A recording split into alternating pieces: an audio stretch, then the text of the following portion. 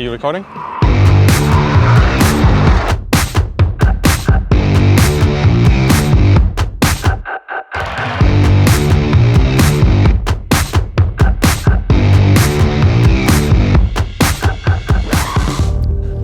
Okay.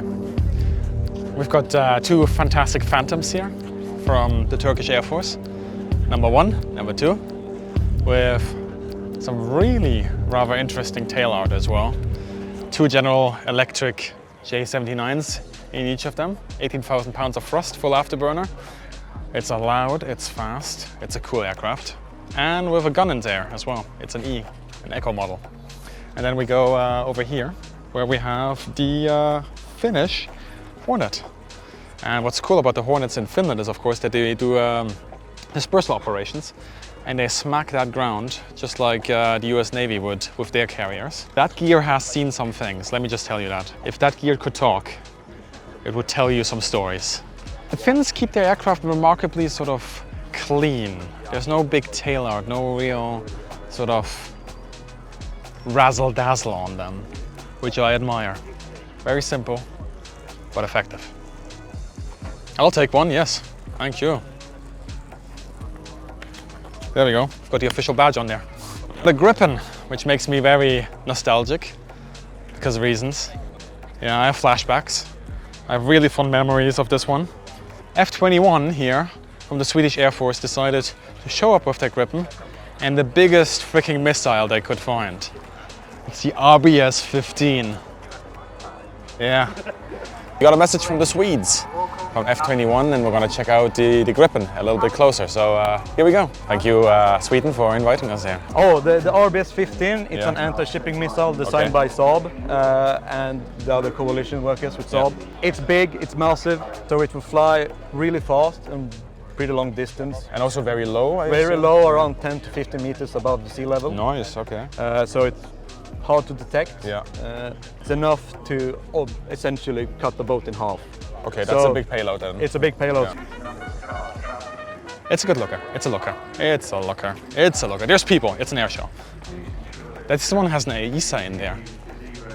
Oh yeah. Because they do red air here. So if you ever want to see a beefed up Skyhawk, Top Aces is giving you the opportunity to do so right here at RIAT with the A-4N. And this aircraft, because it does red air, right? It does red air for air forces pretending to be subsonic aggressors. They have upgraded this thing with systems, you wouldn't believe it. Just check out their website. But look at that. That is pretty awesome. Still flying. Skyhawk is still flying. Isn't that awesome? And then the Tornadoes. Josh Tornadoes, come on. They used to be Marineflieger, now they're Luftwaffe, because we conglomerated everything into the Luftwaffe. Hard to be humble in a Tornado, it's true. Such a cool aircraft. We actually saw recently fly one in Manching, as close to the ground as I've ever seen a jet fly. Like, you'll see a lot of cool shows at air shows with jets going really low. This one went below tower level, as in not like one of those big air-based towers. No, like a small tower building. And it went lower than that, just across the runway. Vroom. Could barely see it. It was so cool. And they do that for testing. They do that for testing their, I think, their radar altimeter and their altitude system. I'm waiting for the hover of the B, just to see everybody like put in their earplugs again. Yeah.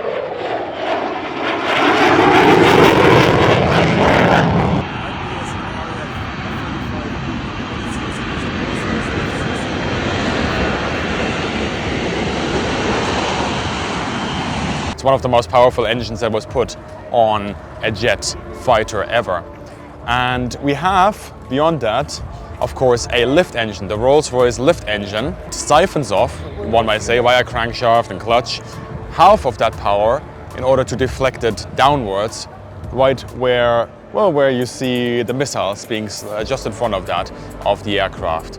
And that produces sort of a 50-50 split between the rear nozzle and the frontal nozzle. And then, of course, there's also the side deflectors as well for the roll axis. And that makes the F-35 hover in the air.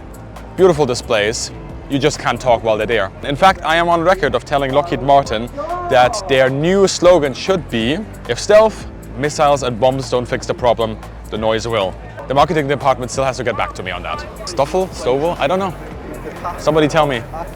There's like a million ways to say it. STOvL? STOvL? STOvL? STOvL? STOvL? I don't know. It's getting hot. Ooh, England. So it seems that Bremmo did get the memo this year and realizes that they're in an air show, because last year they had an F1 car here. They didn't bring one this year. We're an air show. They finally understood. Although I do see a motorbike in there, so maybe there is still some confusion.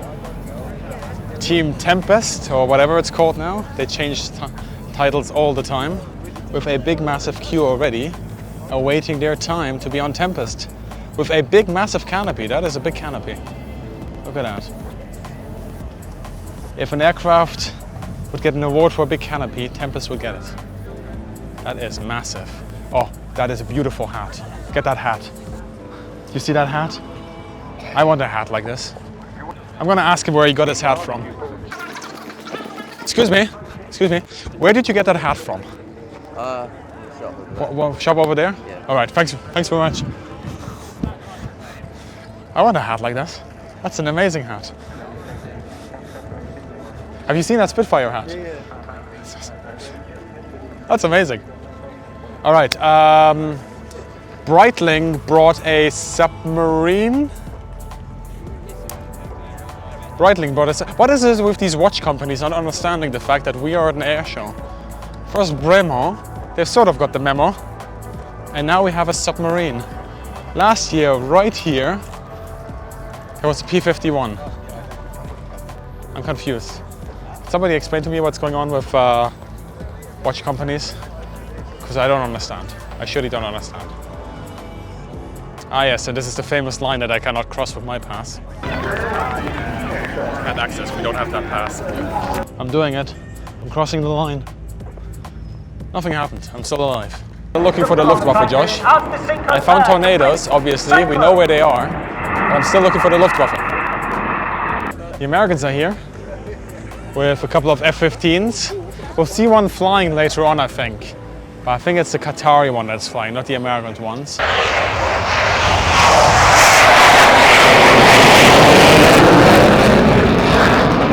I mean, it's the first aircraft that was able to track multiple bogies and fire missiles at individual targets.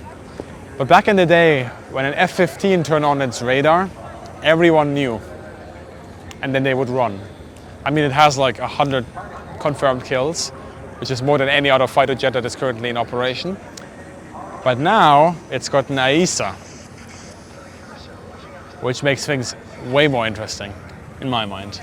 As you know, AESAs are a lot better performance-wise and also a lot better in terms of the information they can gather without going active. That it's really helpful. We found some Germans. They're from the Harrier, and they have an NH90 here, so let's have a quick tour. We're giving the opportunity here to step inside very quickly.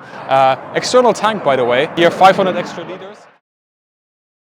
Amongst the growing collection of companies that are confused what an airshow actually is, Range Rover wants you to know that if you're at an airshow and somehow parked at a 45-degree incline, that they have you covered, because they're demonstrating it time and time again.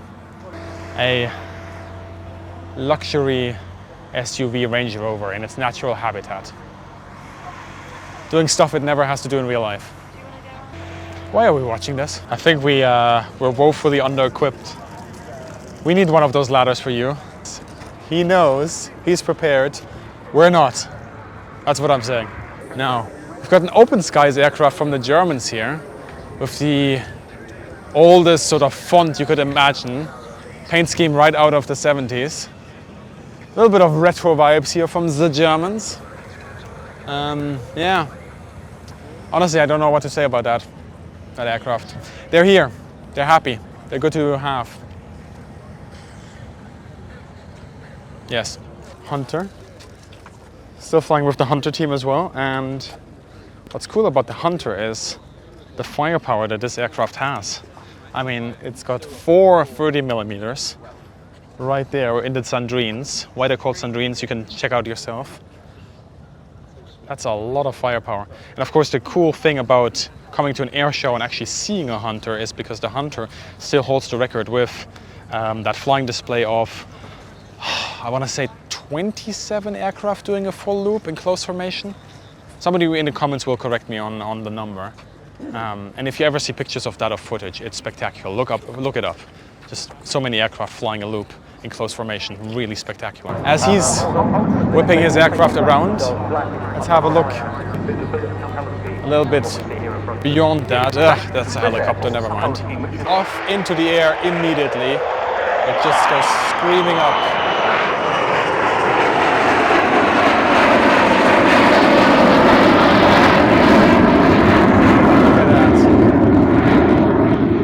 Accelerated and it was already in the air.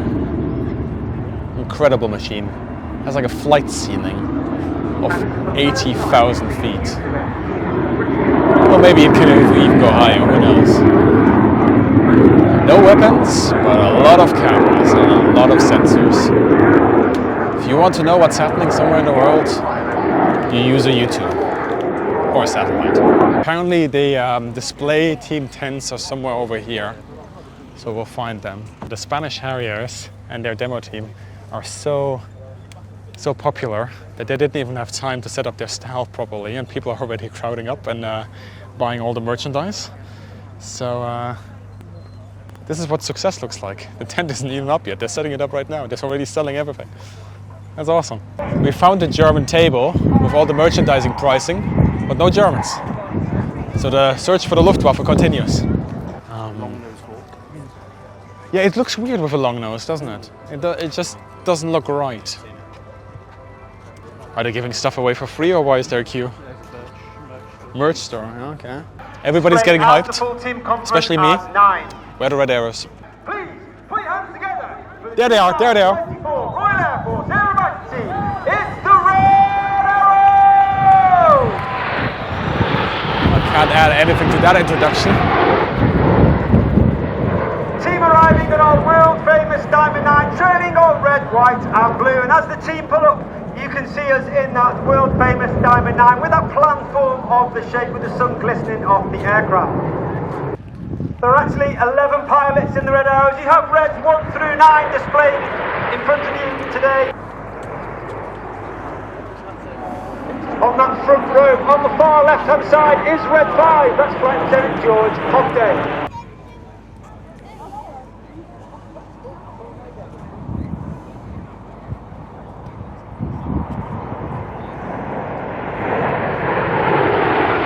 We found the Germans, we found the Luftwaffe.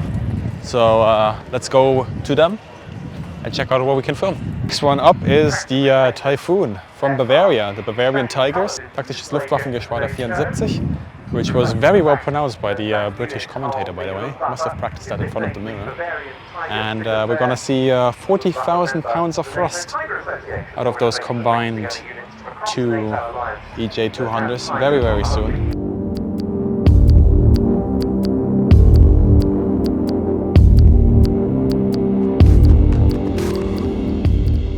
Now the next thing I see are these wing-looking devices, the canards. What do they do? They are stabilizing the aircraft in the air, okay. And of course they are the control surfaces when I'm flying the display. In the air you can see they're just doing little movements at high speeds. It looks really fancy. If you look outside the cockpit, if you got 2 seconds in the air, they can relax and just check out those things. And they are all managed by the computer, meaning I do the inputs and those guys are managing via their flight control system destabilization in the air. That's because Typhoon is relaxed stability, right? And exactly. I mean, how is it now for you as a pilot? Because we think always the pilot has to manage everything in terms of flying. How is that with Eurofighter then? Quite easy, easy. So as you can see, it's a single-seater, meaning we are alone in the cockpit. We have to manage a lot of data which is coming in, share and distribute the information to the other guys in the formation. So it must be easy for us to fly, and it really is with a flight control system.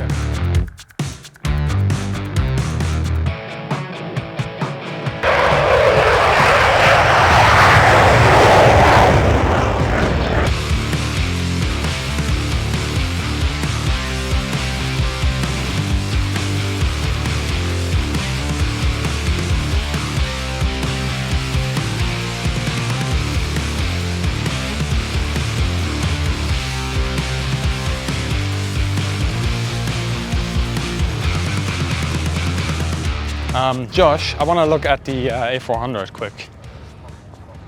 Now, the A400 is flying for a lot of nations right now, and I think it's actually one of the prettiest transport planes out there. When it flies, it's really sort of majestic. But one of those idiosyncrasies with the RAF, of course, is that they give everything a name, right?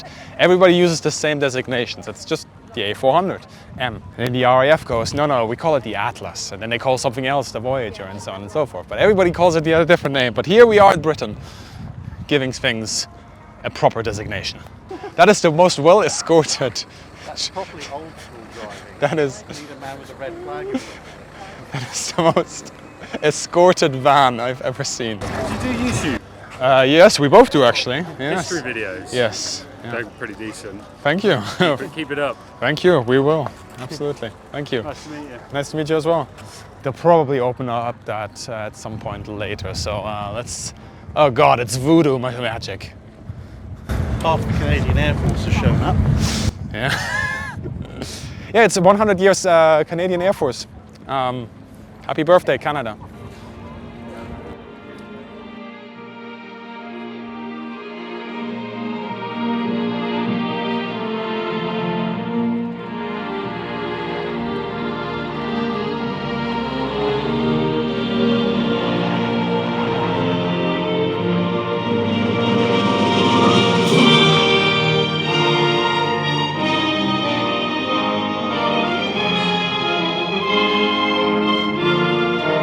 Put in a clip from that Simpsons episode where Ralph Wiggum just stands up and starts singing "Oh Canada."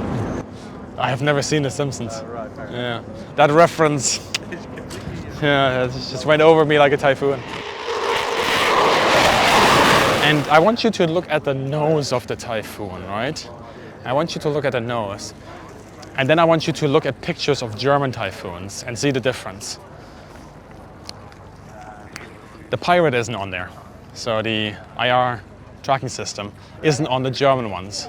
The Riga machines are of course the ones that we filmed recently that are being built right now in Manching. So if you haven't seen that video yet of us being in the factory,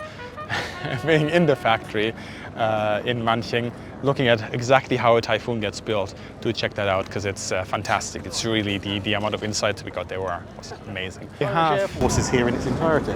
Oh yeah, the Irish Air Force, look at that. Oh, the Irish Air Corps rather. So we've got a C, where's my Josh, there you are. So we've got a C-295 from the Irish Air Corps. That's actually the first time I see an aircraft that is Irish property. So this is a first for me. Well done, Ireland, for bringing that over. We've got a Spartan from the Slovak Air Force. That's a really cool transport actually, because it's tiny. You'd think there isn't enough room in there, but for small, or let's say smaller countries, or if you want to stop on a really short runway, I think this only needs 500 meters. Whereas something like a Hercules does need like 700 something, and then with the A400 you do go to about 1 kilometer, depending on what you're carrying, how heavy you are, and so on and so forth. This is a really cool capability to have. Let's have a look. Maybe we can get on one of them. I see ladders. I see ladders. This one we can get on. Oh, I don't know. You'll have to ask. Yeah. Everything up now. All right. We'll do. All right. Not here until 10 o'clock. Yeah, there's still an hour to go then. Yeah. All right. Thanks very much. I'm crossing the line again. There's an F-16 about, and we're gonna have a look at the F-16. I think it's coming from in over there.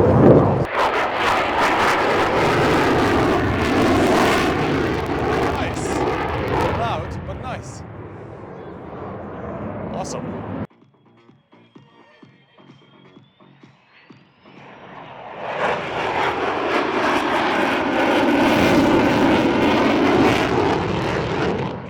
Talk to me a little bit about the maneuverability of the aircraft. It's hard to beat. Yeah. I will tell you, even modern aircraft out there, an F-16 will hold its own because of its initial design and agility and the ability for the pilot to basically just think where they want to go and the jet react.